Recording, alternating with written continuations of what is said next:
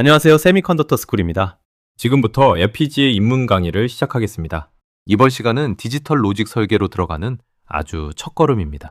혹시 이런 궁금증 한 번쯤 가져보신 적 있으신가요? 우리가 매일 쓰는 CPU나 GPU 같은 칩은 도대체 누가 어떻게 만드는 걸까요? 그리고 나도 나만의 하드웨어를, 나만의 회로를 직접 만들어 볼 수 있을까? 바로 그것을 가능하게 해주는 것이 오늘의 주인공 FPGA입니다. FPGA는 한마디로 회로를 프로그래밍하는 칩입니다. 소프트웨어로 코드를 짜듯이 하드웨어 회로를 직접 설계해서 칩 안에 그대로 넣을 수 있습니다. 그래서 소프트웨어와 하드웨어의 경계에 서 있는 아주 매력적인 기술이죠. 이 강의에서는 그 중에서도 입문과 실습에 가장 적합한 보드인 RTS725를 사용합니다. 왜 하필 이 보드인지, FPGA가 왜 필요한지, 그리고 실제로 어떻게 설계해서 보드에 올리는지까지 개념을 중심으로 하나하나 차근차근 짚어드리겠습니다. 오늘 기억하실 키워드는 화면 아래 4가지입니다. 스파르탄 7, RTS725, 비바도, 그리고 RTL에서 비트스트림까지. 지금은 낯설어도 전혀 괜찮습니다. 강의가 끝날 즈음에는 이 단어들이 자연스럽게 하나로 연결될 테니까요. 그럼 함께 시작해 보겠습니다. 본격적인 내용에 들어가기 앞서 이 강의가 어떤 순서로 흘러가는지 먼저 지도를 그려보겠습니다. 전체를 크게 4개의 장으로 구성했습니다. 첫째 장은 FPGA란 무엇인가, 즉 개념입니다. 반도체 산업에서 칩이 어떻게 만들어지는지, ASIC과 FPGA는 무엇이 다른지, 그리고 우리가 쓸 칩이 어디에 속하는지를 큰 그림으로 잡습니다. 둘째 장은 우리가 실제로 만질 보드, RTS725입니다. 하향과 구성, 클럭과 전원, 입출력과 확장 커넥터, 그리고 신호를 핀에 연결하는 XDC까지 다룹니다. 셋째 장은 개발 흐름입니다. 설계한 회로를 어떻게 칩 안에 넣는지, 어떤 도구로 만드는지를 봅니다. 마지막 넷째 장은 정리와 다음 단계입니다. 왜 이렇게 개념부터 차근차근 갈까요? FPGA는 처음엔 낯설지만 왜 이걸 하는지만 이해하면 나머지는 훨씬 쉽게 따라오기 때문입니다. 이 강의를 마치면 바로 첫 실습인 랩1, 7 세그먼트 디지털 시계로 이어집니다. 그럼 첫 번째 장부터 시작하겠습니다. 이 강의가 끝났을 때 여러분이 무엇을 할 수 있게 되는지를 먼저 말씀드리겠습니다. 목표를 알고 들으면 훨씬 잘 남기 때문입니다. 첫째, FPGA가 무엇인지 스스로 설명할 수 있게 됩니다. ASIC과 어떻게 다른지, RTL이 무엇인지, 그리고 왜 FPGA로 공부하는 게 좋은지를 이해합니다. 둘째, 우리가 쓸 보드 AT S725를 알게 됩니다. 어떤 칩이고 왜 보급형인지, 사양과 구성이 어떤지를 파악합니다. 셋째, 입출력과 확장, 그리고 XDC를 이해합니다. 버튼과 스위치, LED가 전기적으로 어떻게 동작하는지, P모드로 어떻게 확장하는지, 신호를 실제 핀에 어떻게 연결하는지를 배웁니다. 넷째, 개발 흐름을 익힙니다. RTL을 작성해서 합성하고 구현한 뒤 비트 스트림을 만들어 보드에 올리는 전체 과정을 머릿속에 그릴 수 있게 됩니다. 가장 중요한 것은 외우는 게 아니라 전체 그림입니다. 숲을 먼저 보고 나면 나무는 실습에서 자연스럽게 익힐 수 있습니다. 먼저 근본적인 질문부터 시작하겠습니다. 반도체 칩은 도대체 누가 만들까요? 반도체 산업은 크게 설계하는 회사와 제조하는 회사로 나뉩니다. 제조를 맡는 회사를 파운드리라고 부릅니다. 대표적으로 TSMC나 삼성이 있고 이들은 웨이퍼 위에 실제로 회로를 새기는 공정 능력이 핵심 경쟁력입니다. 반대로 설계만 전문으로 하는 회사를 팹리스라고 합니다. 엔비디아나 퀄컴이 대표 기업으로 여기에 속하는데 이들은 공장 없이 회로를 설계하고 그 설계를 파운드리에 맡깁니다. 이때 재사용할 수 있는 회로 블록을 IP라고 부릅니다. CPU, GPU, NPU 같은 것들이 대표적인 IP입니다. 여기서 핵심은 설계 회사가 회로를 RTL이라는 언어로 기술한다는 점입니다. 그런데 이 RTL을 파운드리에 맡겨 칩으로 굽는 데는 엄청난 비용과 시간이 듭니다. 그렇다면 이런 상상을 해봅시다. 그 무거운 과정을 거치지 않고도 같은 RTL을 즉시 동작시켜 볼 수 있다면 어떨까요? 바로 그것을 가능하게 하는 칩이 FPGA입니다. 다음 장에서 자세히 보겠습니다. 이번 장은 이 강의에서 중요한 개념 중 하나입니다. ASIC과 FPGA의 차이입니다. 먼저 공통점부터 짚겠습니다. 둘 다 회로를 RTL, 즉 베리로그나 VHDL이라는 언어로 기술합니다. 설계하는 방식 자체는 똑같습니다. 차이는 그 설계가 어떻게 실물이 되느냐에 있습니다. ASIC은 파운드리에서 전용 칩으로 직접 생산해냅니다. 그래서 대량으로 생산하면 단가도 싸고 전력 효율도 최고입니다. 하지만 한 번 만들면 수정이 사실상 불가능하고 수정을 하게 되면 개발 비용과 기간이 엄청나게 큽니다. 실수 하나가 곧 막대한 재생산 비용으로 이어집니다. 반면 FPGA는 비어있는 로직 칩에 회로를 구성해서 넣는 방식입니다. 언제든 연구실에서 다시 프로그래밍할 수 있어서 수정이 자유롭고 개발 비용과 기간이 훨씬 작습니다. 자, 그렇다면 왜 우리가 FPGA로 공부할까요? 이유는 분명합니다. 설계를 수정할 때 비트 스트림만 다시 구우면 즉시 다시 확인할 수 있기 때문입니다. 최소 3개월이나 걸리는 생산 과정이 없으니 마음껏 만들고 틀리고 고쳐볼 수 있습니다. 배우고 실험하기에 이보다 좋은 환경은 없습니다. 이제 우리가 쓸 칩이 전체 지형도에서 어디쯤 있는지 살펴보겠습니다. FPGA를 만드는 대표적인 회사가 AMD, 예전 이름으로는 자일링스입니다. 이 회사의 FPGA는 용도에 따라 여러 제품군으로 나뉩니다. 화면 왼쪽부터 보시면 스팔터는 저비용의 크기가 작은 계열이고 RTX는 저전력 중급, 킨텍스는 중급에서 고성능, 벌텍스는 최고 성능 계열입니다. 그리고 징크는 ARM CPU와 FPGA가 한 칩에 들어간 SoC이고 펄설은 AI 가속에 특화된 최신 제품군입니다. 왼쪽으로 갈수록 저렴하고 작으며 오른쪽으로 갈수록 강력하고 비싸집니다. 우리가 쓸 RTS 725의 칩은 바로 순수히 스파르튼 7 계열에 속합니다. 7 시리즈 28나노 공정의 저비용 소형 칩으로 입문과 교육, 소형 제어에 널리 쓰입니다. 여기서 꼭 기억하실 점이 하나 있습니다. 이 칩은 징크처럼 암코어가 내장된 것이 아니라 오직 로직만 들어있는 FPGA라는 것입니다. 다음 장에서 그 차이점에 대해서 설명드리겠습니다.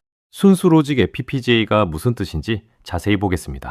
비교를 위해 징크를 잠깐 참고하겠습니다. 징크는 하드웨어로 된 ARM CPU와 FPGA 로직이 한 칩에 함께 들어있는 SoC입니다. CPU가 있는 부분을 PS, 로직이 있는 부분을 PL이라고 부르죠. 그래서 징크로 뭔가를 하려면 소프트웨어와 하드웨어를 함께 다뤄야 하고 핑크나 바이티스 같은 소프트웨어 스택도 필요합니다. 반면 우리 RTS 725는 하드웨어 CPU가 아예 없습니다. 오직 회로, 즉 로직 그 자체를 RTL로 설계하는 보드입니다. 필요하다면 마이크로블레이즈라는 소프트코어를 로직으로 만들어 넣을 수도 있지만 기본은 순수 로직입니다. 여기서 오해하지 말아야 할 것이 있습니다. CPU가 없다는 건 부족하다는 뜻이 아닙니다. 오히려 하드웨어 그 자체를 다룬다는 뜻입니다. 카운터나 디코더 같은 회로를 나아가 나만의 IP인 리스크5나 MPU, 크게는 트랜스포머, LLM까지 여러분들이 이 과정을 통해서 직접 만들어서 실제 보드 위에 올려보는 것, 그것이 이 강의의 진짜 핵심입니다.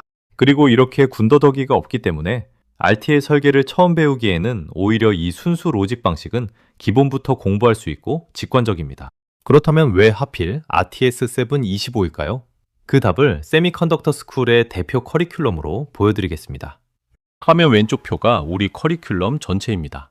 가장 아래 레벨 1의 커스텀 리스크5 CPU부터 시작해서 인터럽트와 CSR, RTOS 커널 포팅, 멀티코어 아키텍처, AI MPU 가속기, AI 임베디드 SoC, 무선 모니터링, 글래스박스 검증, 트랜스포머 엔진, 그리고 맨 위 레벨 10의 미니 LLM SoC까지 트랜지스터부터 온칩 미니 LLM에 이르는 10단계로 이루어져 있습니다. 놀라운 점은 이 중에서 레벨 10 하나를 제외한 전 과정, 즉 레벨 1부터 9까지를 오직 ERTS 725 보드 하나로 구현하고 실습한다는 것입니다. CPU도, RTOS도, 멀티코어도, MPU도, SoC도, IoT도 전부 이 한 보드에서 검증됩니다. 레벨 10만 예외인데 100% 온칩 트랜스포머라 더 큰 FPGA가 필요하기 때문입니다. 정리하면 저가의 보급형 보드 하나로 입문부터 고급까지 이렇게 폭넓게 다룰 수 있다는 것. 게다가 P모드와 쉴드로 확장이 쉽고 무료 비바도로 개발하며 순수 로직이라 RTL 설계 학습에 집중할 수 있다는 것. 이것이 바로 우리가 이 보드를 택한 이유입니다. 이제 이 보드의 핵심 사양을 살펴보겠습니다. 미리 말씀드리면 숫자 자체를 외우실 필요는 전혀 없습니다. 각 숫자가 무엇을 뜻하는지만 감을 잡으시면 충분합니다. 먼저 LUT가 14,600개 있습니다. LUT는 룩업 테이블의 줄임말로 우리가 만든 논리 회로가 실제로 담기는 기본 그릇이라고 생각하시면 됩니다. 플립플롭은 29,200개인데 값을 기억하는 저장 소자입니다. 블록램은 202KB로 칩 안에 들어있는 작은 메모리입니다.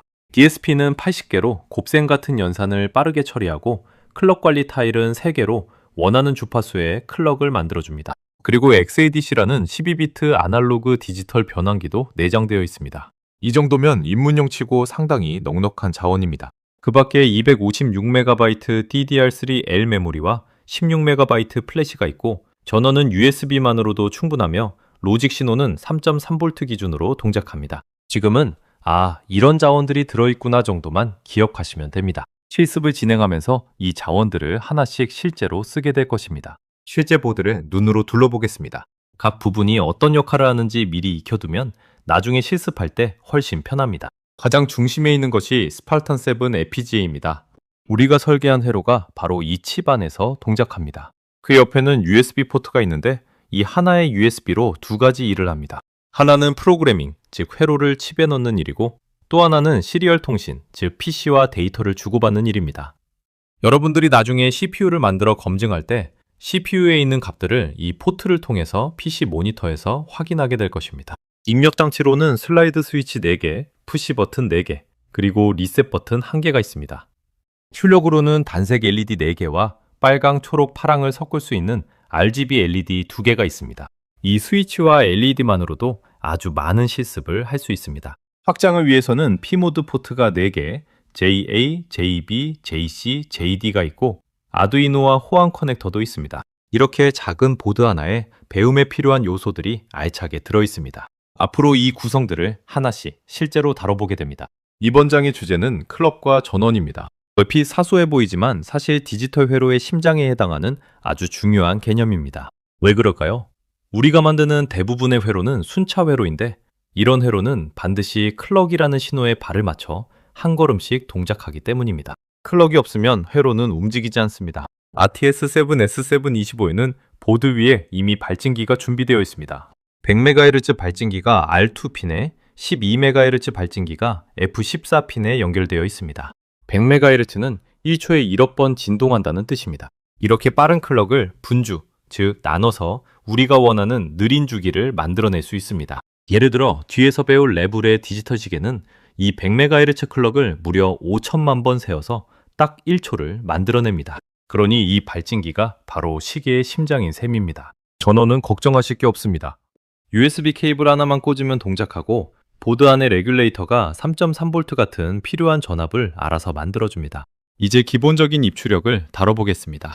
버튼, 스위치, 그리고 LED입니다. 여기서 이해하고 넘어가야 할 개념이 전기적 논리, 즉 하이와 로우입니다. 이걸 알아야 회로를 올바르게 설계할 수 있습니다. RTS7S725는 대부분 액티브 하이 방식으로 되어 있습니다. 액티브 하이가 뭘까요? 예를 들어 푸시 버튼은 평소에는 로우 신호를 내다가 누르는 순간 하이가 됩니다. 즉 하이가 활성 상태라는 뜻입니다. 슬라이드 스위치는 위치에 따라 하이나 로우를 계속 유지하고 단색 LED는 하이 신호를 주면 켜집니다. 2를 주면 켜지고 0을 주면 꺼지는 것이죠. RGB LED는 빨강, 초록, 파랑 세 색을 섞을 수 있습니다. 왜 이 개념이 중요할까요? 바로 다음 실습인 랩 1에서 리셋 배트 버튼도 7 세그먼트 표시도 모두 이 액티브 하이 방식을 그대로 사용하기 때문입니다. 지금 이 원리를 잡아두면 실습이 훨씬 수월해집니다. 이번에는 보드를 바깥 세계와 연결해주는 확장 커넥터, P모드를 살펴보겠습니다. FPGA 보드 자체에는 스위치와 LED 정도만 있지만 센서나 디스플레이 같은 다양한 부품을 붙이려면 확장 커넥터가 필요합니다. 그 역할을 하는 것이 바로 P모드입니다. P모드는 12핀짜리 커넥터인데 그 안에 3.3V 전원과 접지, 그리고 8개의 신호선이 들어있습니다. RTS7S725에는 이런 P모드가 4개, JA, JB, JC, JD가 있습니다. 화면의 표는 각 P모드의 핀이 실제로 FPGA의 어느 핀에 연결되는지를 보여줍니다. 이 정보는 나중에 설계할 때 반드시 필요합니다. 바로 다음 실습 랩1에서는 이 P모드를 활용해서 초표시는 JA와 JB에, 분표시는 JC와 JD에 연결해 디지털 시계를 만듭니다. 이 커넥터가 외부로 나가는 통로인 셈입니다. 이번 장은 처음에는 헷갈리지만 알고 나면 정말 중요한 개념입니다. 바로 XDC입니다. 우리가 RTL로 회로를 설계하면 그 안에는 신호 이름만 존재합니다. 예를 들어 CLK라는 클럭 신호, SEG-A라는 세그먼트 신호처럼요. 그런데 이 신호가 실제 보드의 어느 핀으로 나가야 하는지는 RTL만 봐서는 알 수가 없습니다. 그것을 알려주는 파일이 바로 XDC, 자일링스 디자인 컨스트레인트입니다. XDC는 세 가지 일을 합니다. 첫째, 핀 배치입니다. 어떤 신호를 FPGA의 어떤 물리핀에 연결할지 지정합니다. 화면의 예를 보시면 100MHz 클럭은 R2핀에 P모드 JA의 1번 핀인 A17은 세그먼트 A 신호에 리셋 버튼은 G15핀에 연결하고 있습니다. 둘째, 입출력 규격입니다. 그 핀이 몇 볼트로 동작하는지를 예를 들어 P모드는 3.3V 규격인 LVCMOS 33으로 지정합니다. 셋째, 클럭 사용 제약입니다. 클럭의 주기가 얼마인지 알려줘서 전체 디자인에서 요구되는 타이밍을 만족하는지 등 여러 가지 타이밍 분석의 기준으로 삼습니다. 만약 이 XDC가 없으면 비바도 툴에서 시뮬레이션까지는 가능하지만 신호를 FPGA의 어느 핀으로 빼야 할지 몰라 FPGA로는 구현할 수 없습니다. 설계를 다 했다면 이제 그것을 실제로 칩에 넣어야 합니다. 그 방법을 알아보겠습니다. 방법은 두 가지입니다. 첫 번째는 JTAG입니다. USB 케이블로 비트 스트림을 FPGA에 직접 전송하는 방식으로 약 6초 만에 즉시 반영됩니다. 대신 전원을 끄면 사라지기 때문에 개발하고 디버깅하는 단계에 딱 맞습니다. 두 번째는 쿼드 SPI 플래시입니다. 비트 스트림을 보드의 플래시 메모리에 저장해두면 전원을 켤 때마다 FPGA가 알아서 그것을 읽어 스스로 구성됩니다. 전원을 꺼도 유지되니 완성된 제품을 배포할 때 적합합니다. 대신 쓰는데 몇 분 정도 걸립니다. 정리하면 개발 중에는 JTAG로 빠르게 굽고 완성되면 플래시에 저장해서 전원만 켜면 스스로 동작하게 만드는 것입니다. 화면에 표시된 것처럼 우리 강의와 아프릴 랩에서는 빠르게 확인할 수 있는 JTAG 방식을 사용합니다. 회로를 설계하고 합성하고 비트 스트림까지 만드는 이 모든 일을 하나의 도구에서 처리합니다. 그 도구가 바로 AMD의 비바도 디자인 스위트입니다. RTS7S725는 이 비바도로 설계합니다. RTL을 작성하는 것부터 시작해서 합성과 구현을 거쳐 최종 비트 스트림을 만드는 전 과정이 이 프로그램 안에서 이루어집니다. 화면 오른쪽이 실제 비바도의 모습입니다. 오른쪽에 보이는 플로우 내비게이터가 RTL부터 합성, 구현, 비트 스트림까지의 단계를 순서대로 안내해 줍니다. 그럼 이 도구를 어떻게 구할까요? 화면 왼쪽에 정리해 두었습니다. 먼저 AMD 공식 사이트의 비바도 제품 페이지로 갑니다. 거기서 AMD 통합 웹 인스톨러를 내려받고 무료 AMD 계정으로 가입한 뒤 설치하면 됩니다. 가장 반가운 소식은 별도의 유료 라이선스 없이도 무료 등급으로 우리가 공부하는 설계는 충분히 가능하다는 점입니다. 사이트에서 최신 버전을 받으시면 됩니다. 학생과 입문자에게 정말 고마운 환경입니다. 이제 앞에서 배운 내용들을 하나의 흐름으로 이어보겠습니다. 순서를 따라가 보겠습니다. 1단계, RTL 코드로 회로를 기술합니다. 2단계, XDC 제압 파일로 핀 배치와 클럭 주기를 지정합니다. 3단계, 합성입니다. 우리가 쓴 RTL을 실제 게이트로 이루어진 넷리스트로 바꿉니다. 4단계, 구현입니다. 그 게이트들을 칩 안의 실제 위치에 배치하고 서로 연결합니다. 5단계, 비바도에서 제공하는 STA 기법으로 타이밍을 확인합니다. WNS가 0 이상이어야, 즉 타이밍이 만족되어야 회로가 안정적으로 동작합니다. 6단계, 마침내 비트 스트림을 출력해서 보드에 내려받습니다. 이러한 단계들 중에서 시뮬레이션은 1번 RTL, 3번 신테테스, 4번 임플리멘테이션 후에 각각 진행하여 검증할 수 있습니다. 여기서 다시 한번 강조하고 싶은 것은 컨스트레인트의 중요성입니다. 어떤 신호를 어느 핀에 연결할지, 클럭 주기는 얼마로 할지를 XDC로 알려줘야 하고 타이밍이 만족되어야 실제로 잘 동작합니다. 그리고 이 모든 과정은 전부 비바도 안에서 이루어집니다. 지금까지 배운 내용을 정리하겠습니다. 오늘 우리가 이해한 큰 그림은 FPGA로 하드웨어를 직접 설계한다는 것입니다. 첫째, FPGA란 RTL을 무거운 제조 과정을 거치지 않고도 즉시 구성해 볼 수 있는 다시 프로그래밍이 가능한 로직 칩입니다. 둘째, 우리가 쓸 RT-S725는 보급형 FPGA로 입문과 실습에 최적입니다. 커리큘럼의 거의 전 과정을 이 한 보드로 다룰 것입니다. 셋째, 입출력은 액티브5 방식이고 P모드로 확장하며 신호와 실제 핀은 XDC로 연결한다는 것을 배웠습니다. 넷째, 개발 흐름은 RTL과 XDC에서 시작해 합성과 구현을 거쳐 비트 스트림으로 완성되며 이 모든 것이 비바도에서 이루어집니다. 여기까지 개념을 잡으셨다면 이제 정말 만들어 볼 차례입니다. 바로 다음 시간 첫 실습인 웹1에서는 7세그먼트 디지털 시계를 직접 설계하고 구현합니다. 오늘 배운 개념들이 실제 회로로 살아나는 것을 보게 되실 겁니다. 수고 많으셨습니다. 마지막으로 더 깊이 공부하고 싶은 분들을 위해 참고 자료를 안내해 드리겠습니다. 화면에 보이는 책은 AI NPU System Design with Python and Verilog로 제가 집필한 핸즈온 가이드입니다. 이 책은 숫자 인식 인공지능 반도체를 파이썬으로 모델을 만드는 것부터 시작해서 베리로그로 RTL을 설계하고 최종적으로 FPGA에 구현하는 전체 과정을 한 흐름으로 다룹니다. 오늘 배운 개념들을 실제 프로젝트로 확장해보고 싶은 분께 아주 좋은 길잡이가 될 것입니다. 게다가 파이썬과 베리로그 전체 소스 코드가 GitHub에 공개되어 있어서 직접 따라하며 배우실 수 있습니다. 최근 아마존에서 소스 코드는 화면의 GitHub 주소에서 확인하실 수 있습니다. 오늘 강의는 여기까지입니다. 끝까지 함께 해주셔서 감사합니다. 다음 실습에서 다시 뵙겠습니다.